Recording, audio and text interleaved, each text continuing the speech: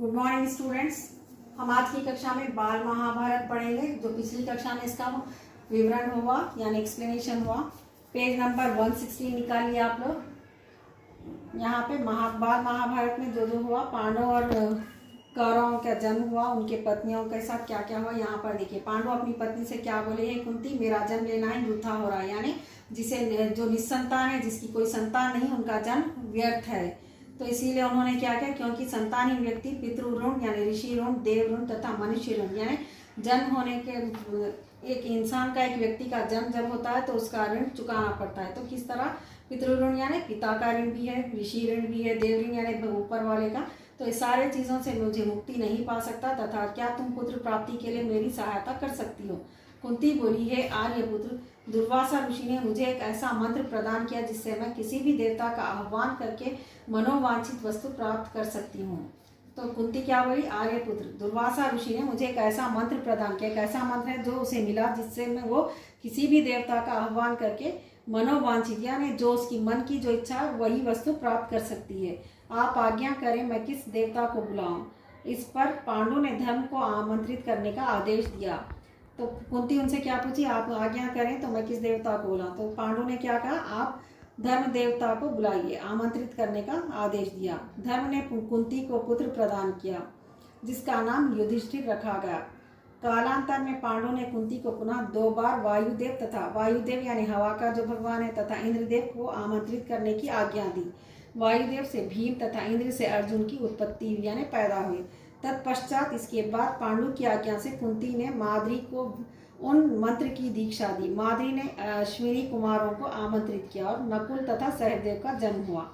किंतु पांडु महाराज को श्राप का परिणाम भुगतना पड़ा और जल्द ही उनकी मृत्यु हो गई।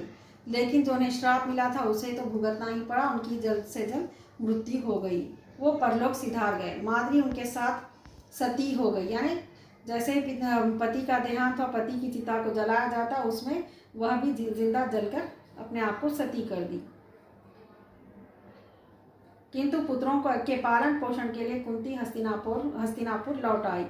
कुंती क्या है, अपने हस्तिनापुर को लौट आई। वहां रहने वाले ऋषि मुनि पांडवों को राजमहल छोड़कर आ गए। ऋषि मुनि तथा कुंती के कहने पर सभी ने पांडवों को पांडु का पुत्र मान लिया और उनका स्वागत किया। पांडवों को पांडु का पुत्र माना और सब लोग उन लोगों का स्वागत किए। जब कुंती का विवाह नहीं हुआ था उसी समय सूर्य के अंश से उनके गर्भ में कर्ण का जन्म हुआ। सूर्य देवता के इस प्राप्ति से उनके पास एक कर्ण का जन्म हुआ था, परंतु लोक लाज के भय से कुंती ने कर्ण को एक बक्से में बंद करके गंगा नदी में बहा दिया था। कर्ण गंगा जी में बहता हुआ जा रहा था कि महाराज धृतराष्ट्र के सारथी यानी रथ चलाने वाले को क्या कहेंगे, सारथी। रथ चालक को हम सारथी कहेंगे, यानी अपनी लैंग्वेज में हम एक ड्राइवर भी कह सकते हैं।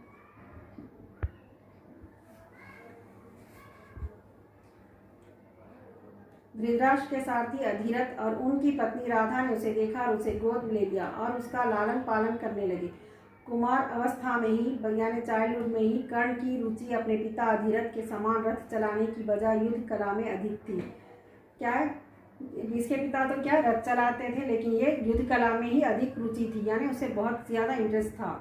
कर्ण और उसके पिता अधिरथ आचार्य द्रोण से मिले, जो कि उस समय युद्ध कला के सर्वश्रेष्ठ आचार्यों में से एक थे। सबसे परफेक्ट टीचर्स यानी सबसे अच्छे हुए तो कौन थे, युद्ध कला के सर्वश्रेष्ठ आचार्यों में से एक थे। कौन, आचार्य द्रोण। द्रोणाचार्य उस समय कुरु राजकुमारों को शिक्षा दिया करते थे, यानी राजकुमारों को ही शिक्षा देते थे। उन्होंने कर्ण को शिक्षा देने से मना कर दिया क्योंकि कर्ण एक सारथी पुत्र था, यानी एक ड्राइवर का पुत्र था। सारथी यानी रथ चलाने वाले का बेटा था। द्रोण केवल क्षत्रियों को ही शिक्षा दिया करते थे, यानी राजकुमारों को ही शिक्षा देते थे, यानी एजुकेशन देते थे। जो भी युद्ध कला है, युद्ध में करने की सारी चीज़ें उन्हें सिखाते थे।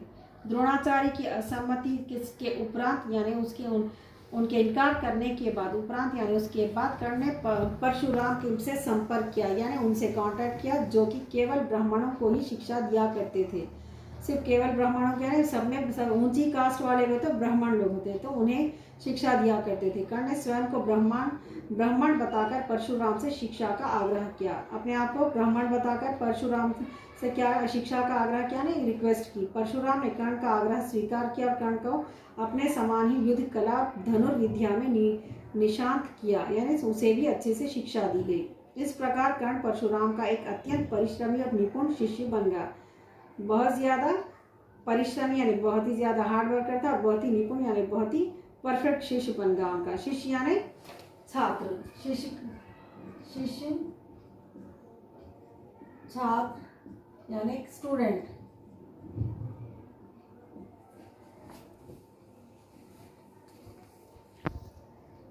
आग्रह करना, आग्रह, निवेदन, अनुरोध,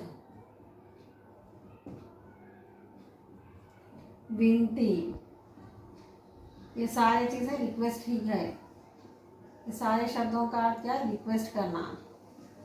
तो आग्रह करना, निवेदन करना या अनुरोध करना या विनती करना, ये सारी चीजें एक ही है। तो इस तरह कर्ण ने अपने परशुराम जी से आग्रह किया, उनसे शिक्षा प्राप्त की।